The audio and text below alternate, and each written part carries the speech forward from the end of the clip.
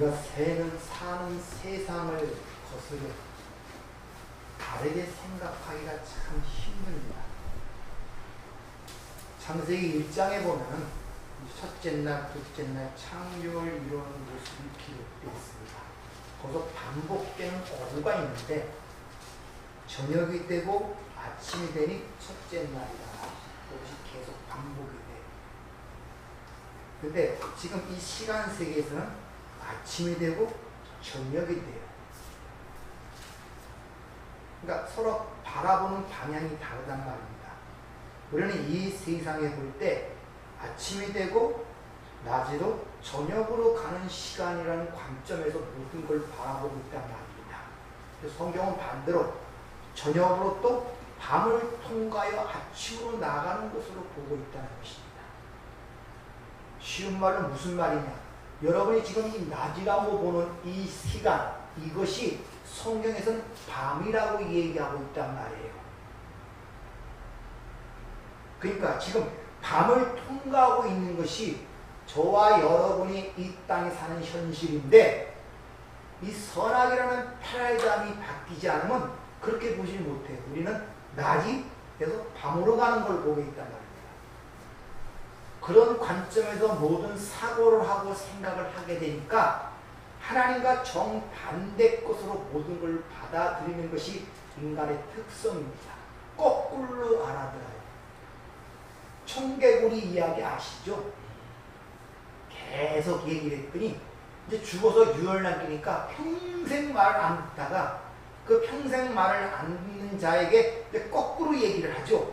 네, 그렇게 해야 올바른 거니까. 근데 그때는 또 그걸 말대로 해갖고 물가에다가 분모에 무덤을 쓰고 비만 오면 떠내려가 봐. 그래서 맨날 개구리가 비만 오면 개굴개굴 운다고 그러죠. 인간은 거꾸로 알아들어요. 모든 걸 거꾸로 알아듣는다는 것입니다.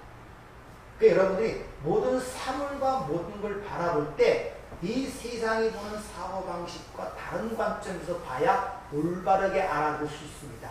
왜? 성경은 지금 우리가 낮이라고 생각하는 이것을 밤이라고 얘기하고 있단 말입니다. 정반대잖아요. 그러니까 우리는 낮을 통해서 뭘 보고 만지고 이해한다는 것이 성경에서는 밤, 모른다고 이야기를 하고 있는 거예요. 잘못 보고 있단 말입니다.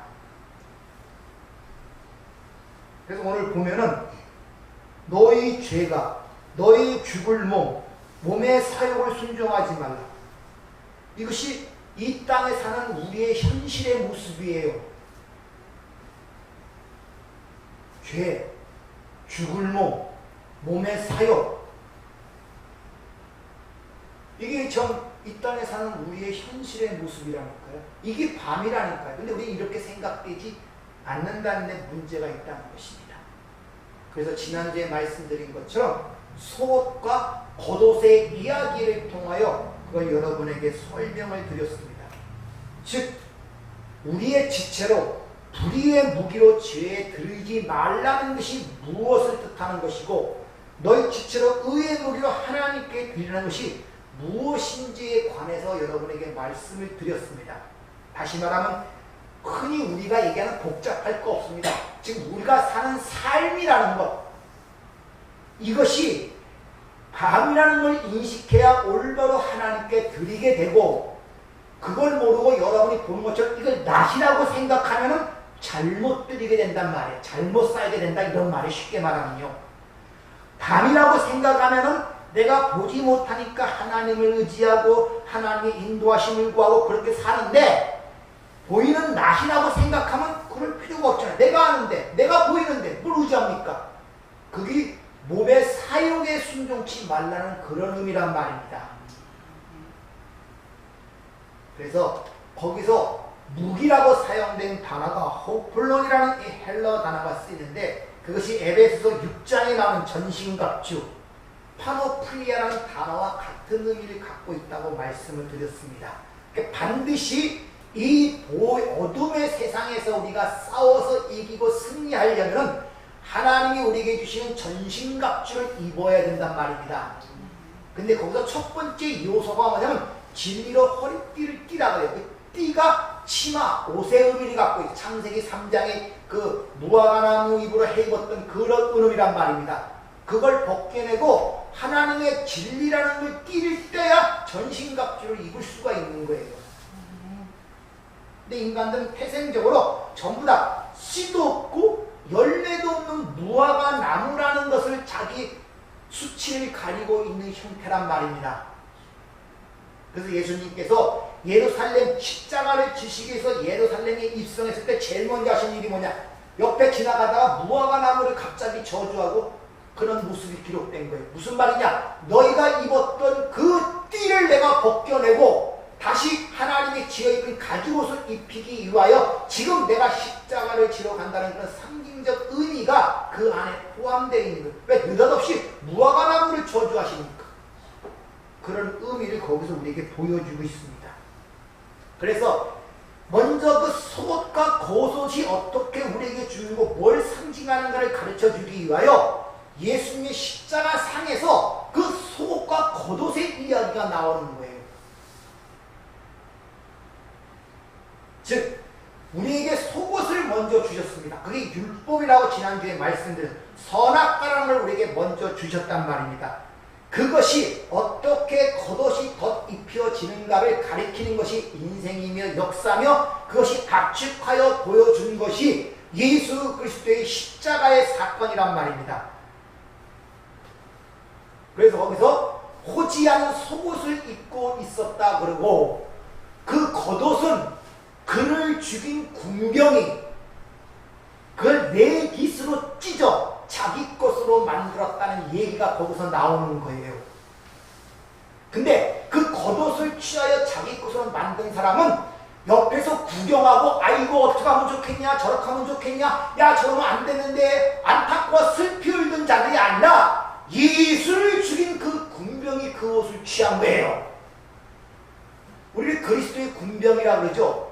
다시 말하면 그 겉옷을 취할 수 있는 자들은 내가 예수를 죽인 그 현장에 있었다는 걸 인정하는 자들, 내 죄가 예수를 죽였다는 사실을 인정하는 자만이 그 겉옷을 취할 수가 있단 말입니다.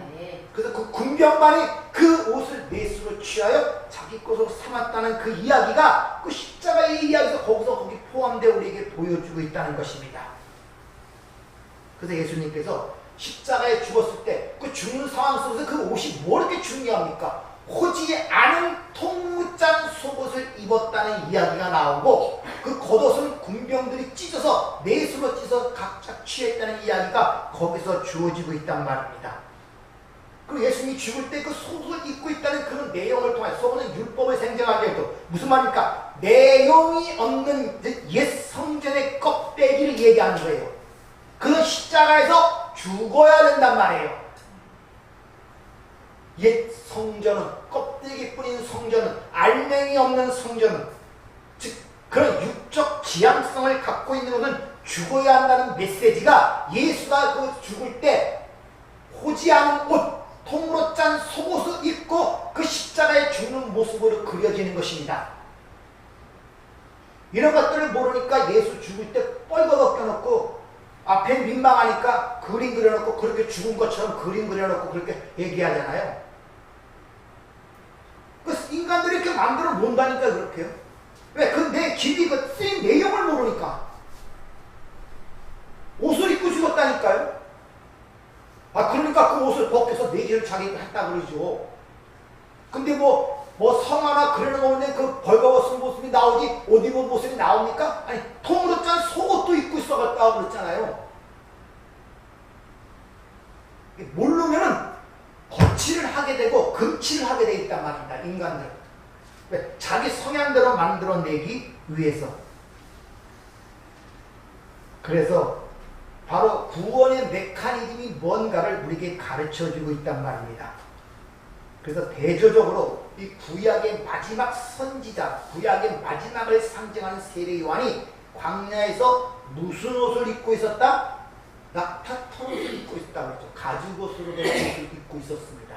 세례 요한은 샤가 제사장의 아들이에요. 유대인들의 제사장 직분은 혈통적으로 내려가는 것입니다. 지명하는 것이 아니라 그 혈통만, 레위지파 혈통만이 제사장이 있으면 세례 요한이 제사장의 아들이기 때문에 그도 제사장이란 말입니다. 근데 그는 속옷을 입지 않고 낙타 털옷을 입고 있었다는 이야기를 통하여 바로 그러한 일들을 우리에게 상징적으로 보여주는 거예요. 그리고 구약의 율법을 얘기한 것이 아니라 바로 내 뒤에 오실 그 예수를 전하는 소리로서의 역할을 세례 요한이 감당한 것입니다. 제사장들이 평소에 입고 있던 옷은 통으로 호지하는 옷, 속옷을 입고 있었단 말입니다. 따라서 이것은 율법을 상징하는 거예요. 근데 성경은 그것을 또 다른 말로 부라고 이렇게 얘기합니다. 재물, 만몬 이렇게 얘기합니다. 즉 그들이 그 속옷을 입고 율법주의자들을 부를 지향하는 자들이라고 그렇게 성경은 이해하고 있기 때문에 주님께서 뭐랍니까? 바리새인들의 저는 돈을 사랑하는 자라 이렇게 얘기하죠.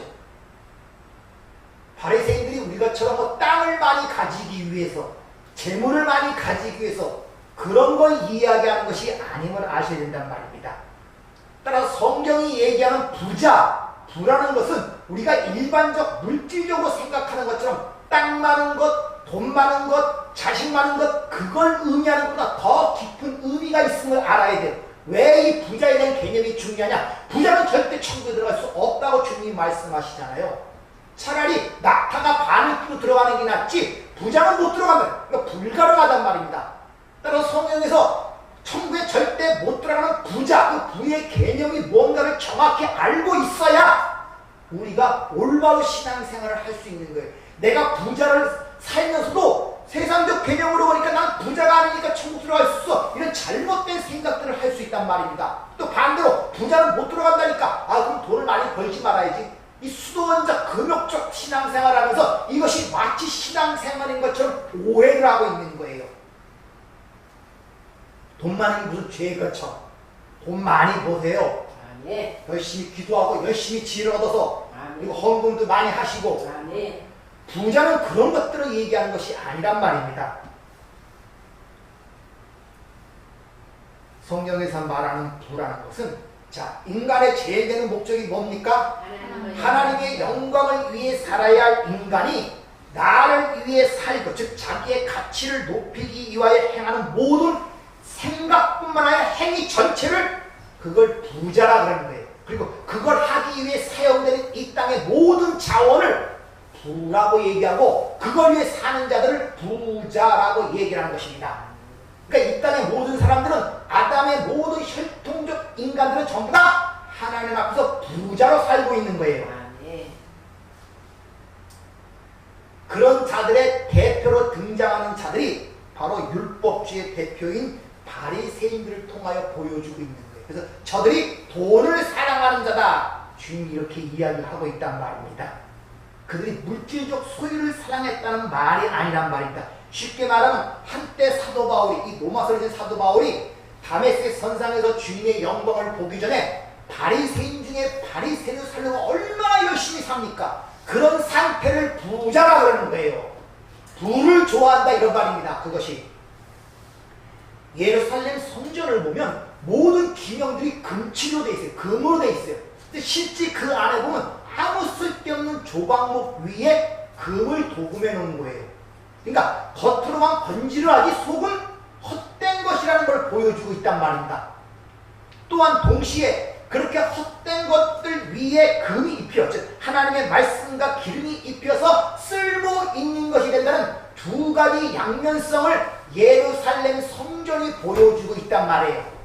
따라서 그걸 통하여 그래 우리는 쓸데없는 조각목 같은 자인데 하나님의 은혜에 의하여 쓸모있는 도구가 되는 것을 읽어내지 못하고 겉으로 보니 예루살렘이고 휘황찬란한 보고 그것만 섬기게 되면 이것이 바로 소금을 입은 자, 부자란 말입니다. 그래서 반드시 그 성전은 무너져야 되고 주님께서 하나님 말씀하 주님 말씀하시고 하나님과 재물을 겸하여 섬기지 못한다 이렇게 얘기하는 거예요.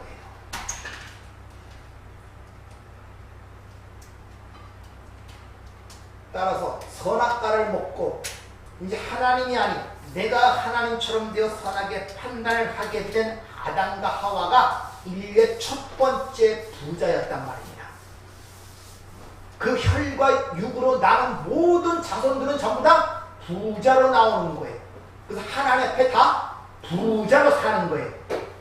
그걸 에피드미아, 탐심이라고 하는 것입니다. 탐욕이라고도 하고 오늘 본문에서는 사욕이라고도 하고 그걸 음욕이라고도 또한 성경은 그렇게 번역을 하고 있단 말입니다. 그렇게 부자들에게는 창세기 3장에 보여준 절대 생명나무를 따먹지 못하도록 화영검을 두어 지키게 하죠. 그 길을. 그러니까 부자는 절대 천국에 들어갈 수 없다는 말이란 말입니다. 성경에 벌써 그렇게 얘기를 하고 있잖아요. 그럼에도 불구하고 그들이 자기 스스로 손을 내밀어 생명나무를 따먹고자 하는 그 마음, 그것을 사욕, 정욕, 탐심, 그걸 부자라고 하는 것입니다.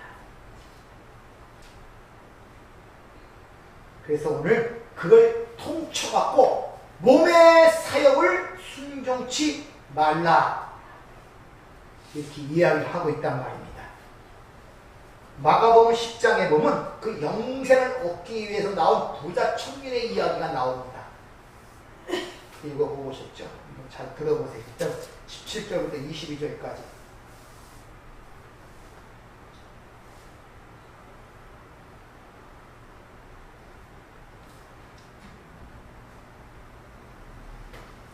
예수께서 길에 나가실새 한 사람이 달려와서 꿇어앉아 묻자오되 선한 선생님이여 내가 무엇을 하여야 영생을 얻으리이까? 예수께서 이르시되 내가 어찌하여 나를 선하다 일컫느냐? 하나님 한 분 외에는 선한 이가 없느니라. 내가 계명을 안 하니 살인하지 말라, 간음하지 말라, 도둑질하지 말라, 거짓 증언하지 말라, 속여 빼앗지 말라, 내 부모를 공경하라 하였느니라. 그가 여짜오되 선생님이여 이것은 내가 어려서부터 다 지켰나이다. 예수께서 그를 보시고 사랑하사 이르시되 내게 아직도 한 가지 부족한 것이 있으니 가서 내게 있는 것을 다 팔아 가난한 자들에게 주라. 그리하면 하늘에서 보화가 네게 있으리라. 그리고 와서 나를 따르라 하시니 그 사람은 재물이 많은 거로 이 말씀으로 인하여 슬픈 기색을 띠고 근심하며 가니라. 자, 한 청년이 찾아와갖고 예수님을 선한 선생이라 부르면서 무엇을 해야 영생을 얻으리까 이렇게 질문을 합니다. 즉 인간의 행위의 관점에서 그것을 질문하고 있는 거예요. 그런데 이 부자 청년뿐만 아니라 역시 오늘날 이 시대의 그리스도인이라는 대부분의 분도 이런 육적인 관점, 인간의 행위적 관점에서 구원을 생각하고 교회를 다니는 분들이 예상외로 많다는 걸 여러분 아십니까? 그리고 선한 선생이라자 선한 분은 하나님밖에 없다 이렇게 얘기를 하니까 이게 무슨 말이냐? 그럼 예수님은 선한 분이 아니냐? 그게 아니라 영생이라는 것은 네가 선해야 주어지는 것이 아니라 선한 하나님으로부터 값없이 주어진다는 것을 명확하게 분명하게 그들에게 확인시켜주는 말이에요. 선한 분은 한 분밖에 안 계시다는 그 말씀은. 그러면서 계명을 쭉 얘기를 합니다. 그가 알고 있는 10계명을 쭉 얘기를 하니까 이웃을 사랑하는 그 내용을 쭉 풀어 얘기하니까 내가 어렸을 때부터 그걸 다 지켰다 이렇게 얘기합니다. 그러니까 아무 말씀 안 하고 이렇게 그럼 내가 가진 그 부를 다른 사람에게 나눠주라. 한 가지가 부족하다 이렇게 얘기하죠. 이 하나라는 말이 나올 때 여러분 이 세상처럼 10가지가 있는데 그 중에 하나가 아니라 전체 요약을 얘기하는 거예요. 성경은 항상 그걸 얘기하는 하나만 내놔라니까 10가지 중에 하나냐. 그가 전체란 말입니다. 여러분들은 11조라는 그 내용 자체도 10개 중에 하나를 바친다는 생각을 하지 마세요. 거기에 내 모든 것을 드린다는 개념이 들어있는 것입니다. 그러니까 한 가지가 부족한 것은 넌 하나도 없다는 그런 의미란 말입니다. 그럼 네가 가지고 있는 갑자기 불안, 갖고 있는 재물을 나눠주려고 그래요. 그래서 이 부자 청년은 부라는 개념을 세상적으로 개념으로 갖고 있으면 이 이야기가 왜곡되어 들린단 말입니다. 자, 율법을 어렸을 때부터 다 지켰다 그래요. 그러니까 갑자기 네가 갖고 있는 부를 그럼 가난한 자에게 나눠주라고 얘기합니다. 율법을 다 지켰대요. 율법의 내용이 뭡니까? 하나님 사랑 아닙니까? 그렇죠? 율법은 사랑이라는 하나로 결론이 나야 된단 말입니다. 하나가 아니면 진리가 아니에요. 둘은 진리가 있을 수 없어요. 변하는 것도 진리일 수 없고 변하지 않는 것이 진리란 말입니다. 그러니까 이 세상에 변하지 않고 하나는 하나님 사랑밖에 없단 말입니다.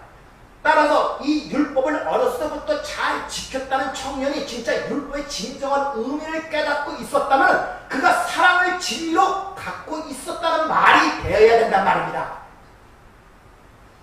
근데 그것을 나눠줄 것이 없어요. 왜? 진리로 갖고 있지 못하니까. 왜? 그가 갖고 있는 그것은 율법은 사람을 정죄하고 죽이는 거예요. 배부르지 못할 떡을 갖고 있는데 어떻게 남에게 나눠줄 수가 있어요? 자기도 겉옷을 갖고 있지 못하는데 어떻게 겉옷을 줄 수가 있냔 말입니다. 그래서 그런 돈이 아까워서 못 준 게 아니라 줄 것이 없는 자였단 말입니다. 절대 이 속옷, 율법을 갖고 있는 자는 그걸 사람에게 나눠줄 수 있는 상태가 못 돼. 왜? 그런 사람들은 자기 의를 세우고 그것을 사람으로 판단하고 그것을 오히려 나와 나 사이에 큰 구멍을 만들어요. 바리새인처럼. 나는 세리와 같지 않아.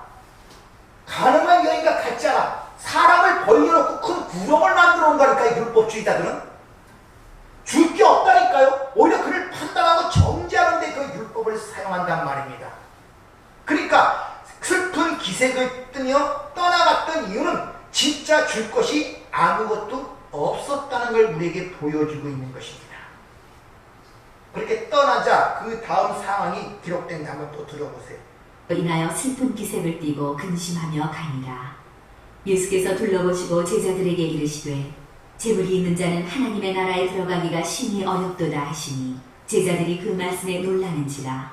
예수께서 다시 대답하여 이르시되 얘들아, 하나님의 나라에 들어가기가 얼마나 어려운지 낙타가 하늘 위로 나가는 것이 부자가 하나님의 나라에 들어가는 것보다 쉬우니라 하시니 제자들이 매우 놀라 서로 말하되 그런즉 누가 구원을 얻을 수 있는가 하니 예수께서 그들을 보시며 이르시되 사람으로는 할 수 없으되 하나님으로는 그렇지 아니하니 하나님으로서는 다 하실 수 있느니라. 자, 그 부자 청년이 이렇게 근심하여 떠나는 걸 갖고 주님이 말씀하십니다. 부자는 낙타가 바늘기에 들어가는 것보다 더 어렵다. 즉 불가능하단 말이에요. 앞서 말씀드렸지만 그 부자들은 절대 화영검을 두은 그 생명나무 뒤를 따먹을 수가 없어요. 하나님이 금해 놓으셨기 때문에. 그럼에도 불구하고 끊임없이 자기 힘으로 생명을 쟁취하려고 노력하는 게 부자들의 특성이란 말. 이걸 탐욕이라고 그러고 사욕이라고 그러고 음욕이라고 성경은 표현하고 있단 말입니다. 그러면서 그럼 누가 들어갈 수 있겠습니까? 심히 걱정스러워서 제자들이 묻자버리니까 하나님이 하시는 일에 의해서만 들어갈 수 있다고 분명히 얘기를 합니다. 무슨 말입니까? 하나님께서 그를 통하여 연합된 경우에만 그게 가능하다는 거예요. 그래서 그 생명나무가 화영검 밖으로 나와버린 거예요. 우리가 그 화영검을 뚫고 생명나무를 취할 수가 없기 때문에 생명나무가 육신을 입고 이 땅에 오셔서 우리를 끌어안고 자신이 양의 문이 되어 거기 들어가고 생명나무를 우리에게 준 것이 십자가의 사건이란 말입니다. 이같이 그리스도와 연합된 자만이 그로 들어갈 수가 있다는 것을 가르쳐주고 있죠. 계시록 3장에 보면 7교회에 대한 메시지가 나오는데 그들 라오디아 교회가 나오죠. 자칭 부자라 칭하는 라오디아 교회에게 주님이 이렇게 말씀하십니다. 너희가 가난한 자이고 벌거벗은 자다. 안약을 서서 바르고 똑바로 보라. 이렇게 얘기합니다. 즉 이 땅의 부자들, 즉 벌거벗은 자들이라고 얘기하면서 그들은 의의 무기, 즉 옷 입지 못한 자들이라 그렇게 칭하는 거예요. 근데 스스로 자기들이 부자라고 칭하고 있어요. 무슨 말입니까? 나는 율법적으로 바리새인처럼 흠이 없게 살고 있다고 자랑하고 있단 말입니다. 그들을 향하여 너는 벌거벗은 자야. 제대로 안약을 바르고 제대로 봐. 이게 라오디아 교회에 주님이 하시는 말씀이란 말입니다. 그러니까 이 부자들은 자신이 가진 것, 자기가 추구하는 것을 기준으로 하여 다른 이들을 판단하고 심판하고 정죄하게 되어 있는 거예요. 이런 자들에게는 하나님의 은혜가 필요 없고 용서가 필요 없는 거예요. 그래서 바리새인들이 왜 예수를 받아들이지 않나? 바로 그런 문제 때문에 받아들이지 않는 거예요. 자기가 애써 수고하고 들어가고 일주일에 2번씩 금식하고 그 돈으로 고아 가보를 돕고 11조 박하 채소 이런 것들 주에 바치고 그렇게 율법적인 그걸 한순간에 무너뜨리면 그걸로 안 돼. 그게 용납이 되지 않아요. 자존심상 오직 은혜로만 돼. 그걸 받아들이지 못하는 거예요.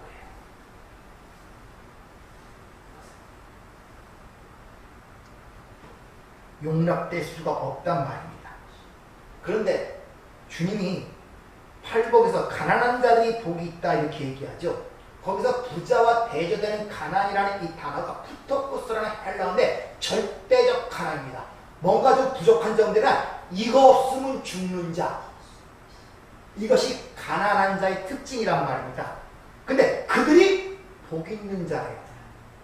오늘 한 끼 못 먹으면 죽는 그 위치에 있는 자를 주님께서 그들이 복받은 자라고 이렇게 얘기하고 있단 말입니다. 그러니까 여러분이 이 땅에 보이는 현실과는 정반대의 것이 복이라고 성경은 여러 군데 거나 전체적으로 그렇게 이야기를 하고 있음을 여러분이 유념해 두셔야 된단 말입니다. 그래야 여러분이 생각하는 굴레와 올무에서 빠져나올 수가 있어요. 사랑이라는 온전한 하늘의 양식으로 먹는 것이 아니라 잘게 부스러진 조각으로 먹는 것이 율법주의라는 것입니다. 그래서 지지난주에 말씀드렸는데 요한계시록에 보면 생명책이 나오고 행위의 책이 나오는데 생명책은 단수로 나오고 행위의 심판의 책은 복수로 나온다고 여러분에게 말씀을 드렸죠. 말씀은 하나로 진리로 하나로 통일이 돼야 돼요. 그래서 오늘 설교 제목이 모든 것은 하나이란 말입니다. 인간에 의하여 이거냐 저거냐 선악으로 분별되고 이것저것 분별되니 모든 것은 하나로 통. 그래서 창세적 언약 중에 에베소 1장 10절을 보면 하늘과 땅이 그리스도 예수 안에서 통일되게 하려 하신 것이 창세적 언약이라고 에베소서 우리에게 이해를 주고 있죠. 말씀은 하나란 말입니다. 이런 내용을 잘 가르쳐주는 것이 예수님을 팔려고 나가기 전에 6월절 만찬 때 가룟 유다에게 한 조각의 떡을 주시는데 그 한 족이라는 단어가 이게 푸소미어라는 단어가 있어요. 부스럭이라는 뜻이에요. 다른 제자에게 떡을 떼어 알토서 떡을 떼어주는데 가룟 유다에게만 푸소미어라는 단어를 통하여 부스러기를 주었다는 그런 내용이 기록되고 있단 말입니다. 그러니까 다른 제자에게는 하나에서 떡을 떼어주는데 가룟 유다에게만 부스러기로 줬다고 거기 기록되고 있단 말입니다. 그러니까 어떤 이는 떡, 생명의 떡으로 주지만 어떤 쪽은 율법으로 주시는 자들이 있단 말이에요. 그래서 요한복음 13장에 보면 내게 오는 자는 하나님께 아버지께 가르침을 받고 배운 자만이 내게 온다 그러는 거예요. 그러니까 예수께 가는 것도 그냥 가는 거라 말씀을 통해 가르치고 배우고 이해가 돼야 가는 것이지 무조건 내가 예수 믿는다 그래서 가는 것이 아니란 말이에요. 이런 부자와 가난한 자의 비유를 잘 보여주는 게 바로 부자 나사로의 얘기예요. 부자 나사로의 이야기. 그것이 이 비유는 앞에 쭉 내용을 보면 돈을 좋아하는 자다 이렇게 주님이 바리새인들이 얘기하니까 바리새인 주님을 비웃습니다. 우리가 무슨 돈을 좋아해? 그 비유는 바리새인들에 대하여 이야기하는 비유가 부자와 나사로의 비유. 누가복음 16장 19절 20절 보면 한 부자가 있어 자색옷과 고운 베옷을 입고 날마다 호화롭게 즐기더라. 그러나 나사로라고 이름하는 한 거지가 헌데 투성이로 그 대문 앞에 버려진 채 있더라 이렇게 얘기합니다. 부자가 입은 옷을 자색옷이며 고운 베옷이라고 얘기해. 바로 속옷, 제사장들이 입는 그 값비싼 그 옷을 이야기하고 있단 말입니다. 근데 그 부자가 날마다 호화롭게 즐기더라. 이것을 단순히 아무 생각 없이 뭔가 마치 그 내용 뉘앙스를 보면 허랑방탕하게 방탕하게 살았다는 느낌으로 보여지죠. 돈이 많으니까 이제 마음껏 자기 즐기고 허랑방탕 그런 뜻의 의미가 아니란 말입니다. 이 원어대로 설명하면 모든 날들을 기뻐하며 열심히 살아 행복하게 살았다 이런 뜻이에요. 그러니까 모든 날을 최선을 다해 살아서 자신의 만족과 행복을 추구하는 삶을 살았다 이런 말이에요. 이게 모든 아람들의 추구하는 삶의 모습 아닙니까? 아니, 모든 아담들이 그런 방향에서 열심히 살잖아요. 자기 만족과 행복을 추구하기 위해서 그런 삶을 살았다 얘기하는데, 이 모습이 모든 아담들의 삶의 모습이란 말입니다. 근데 그 부자와 대조되어 나오는 사람이 바로 거지 나사로가 나옵니다. 이 나사로라는 히브리어 단어가 엘 아자르라는 헬라어로 옮긴 것인데, 그 뜻은 하나님의 돕는 자다. 그래요. 그 뜻이. 근데 하나님이 도우신 자가 거지로 있는 거예요, 지금요. 나사로라는 이름이 또 나오죠. 어디서 나옵니까? 요한복음 11장 죽은 나사로가 있는 거. 기억 안 납니까? 거기서 나사로가 있잖아요. 그 하나님이 도우시는 자는 이상하게 죽도록 내버려둬요. 물론 나중에 다시 살리시지만.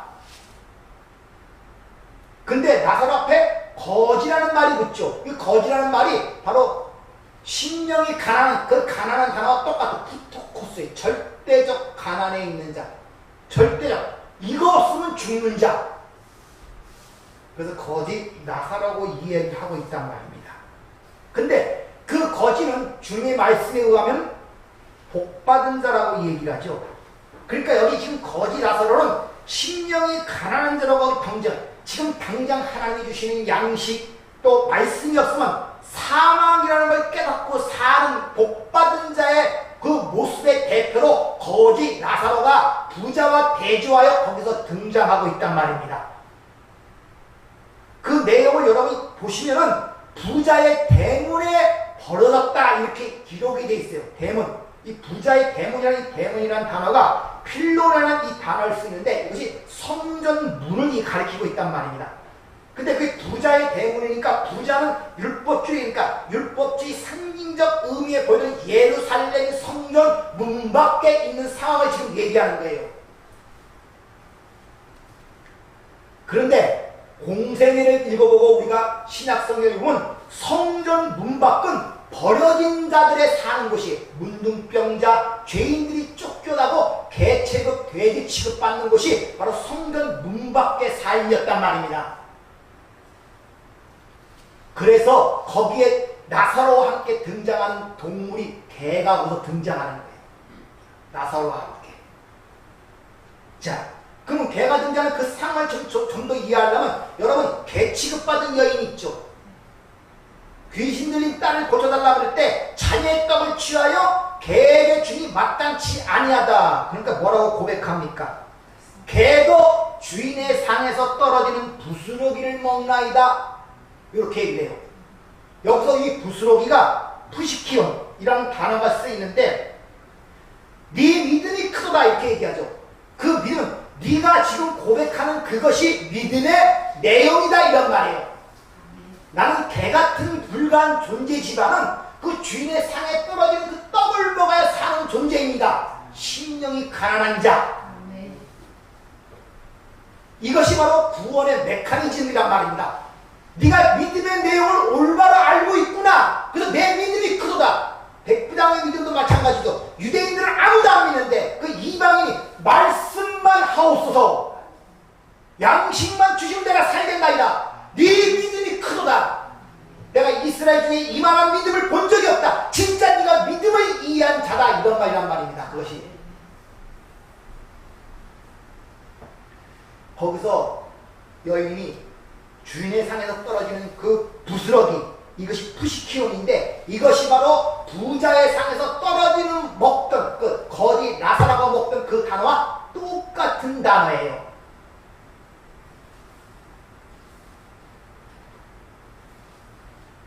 그러니까 이 부자와 나사로의 이야기는 이 세상에서 괴취급받는 어떤 자들이 부자, 즉 율법주의, 옛 성전의 상에서 제단에서 떨어지는 것을 푸시키온, 조각으로 먹는데 그게 뭡니까? 유다가 먹었던 부소비온과 전혀 다른 단어를 사용하는 거예요.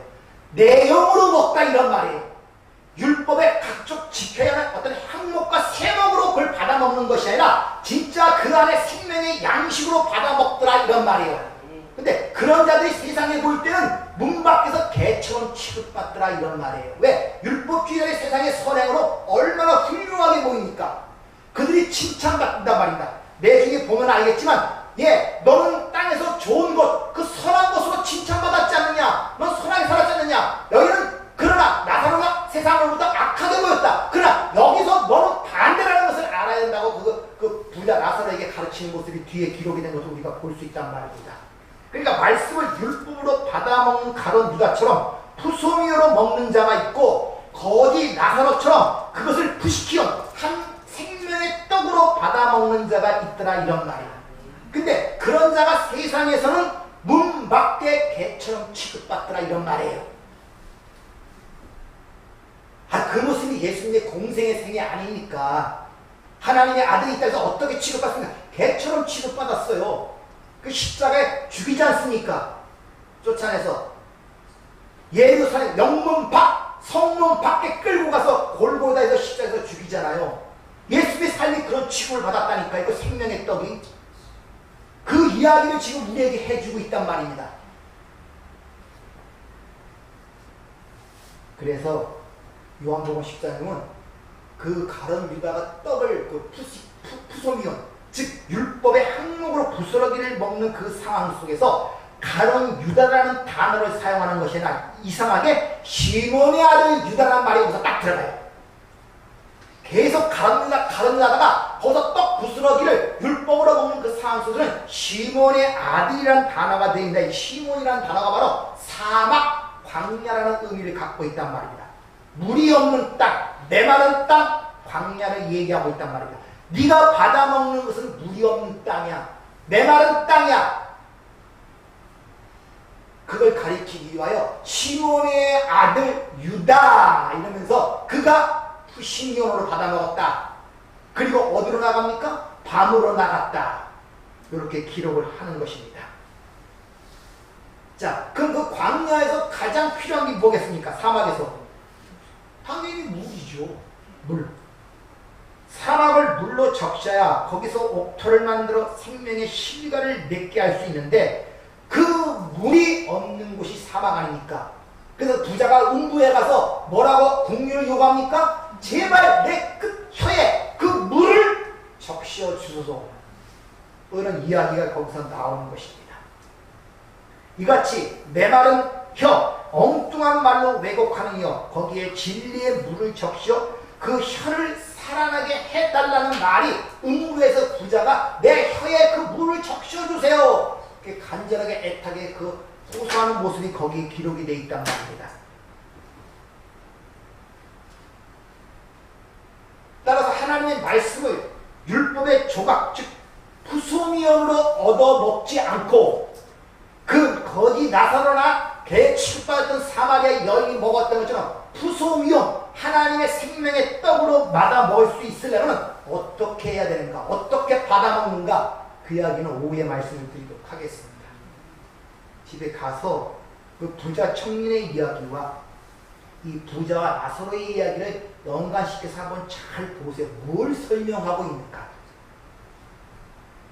그 여러분들은 말씀을 먹는데 가론 유다처럼 푸소미온 그 율법의 부스러기로 해서 내가 행해야 할 행위야 그 세법적 율법적 행위적으로 받으면 여러분 전부 다 메마른 땅으로 갈 수밖에 없는 거. 점점 목말라갑니다. 점점.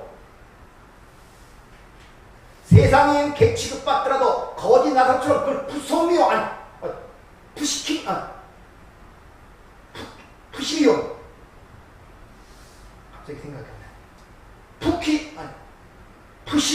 푸시키온으로 받아 생명의 떡으로 받아 먹어야 그들이 세상으로부터는 개 취급받고 성적 무밖에 그런 사람들은 그들이 복을 받은 자들이고 영생을 가진 자들이라는 그런 내용이 그 안에 함의가 그것이 깨달아질 때 아 이것이 낮이 아니라 지금 밤을 통과하고 있구나 제대로 볼 수 있단 말입니다.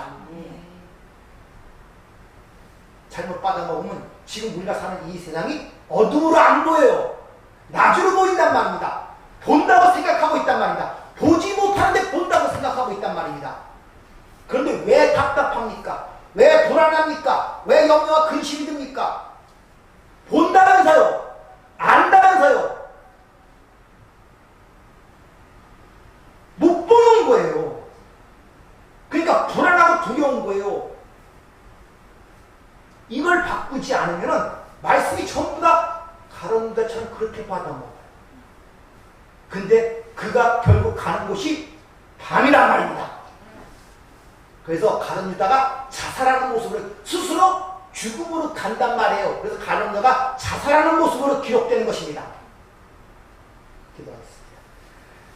은혜롭고 자비로우신 아버지 하나님, 구절마다 우리에게 주어진 교훈이 많고 너무나 아름다운 하나님의 말씀과 그 생수 같은 걸 주고자 원하시는 큰절한 하나님의 마음과 사랑이 들어있지만 우리가 아직도 몰라서 아직도 눈이 열리지 않아서 내 실상을 깨닫지 못해서 애절함이 없습니다.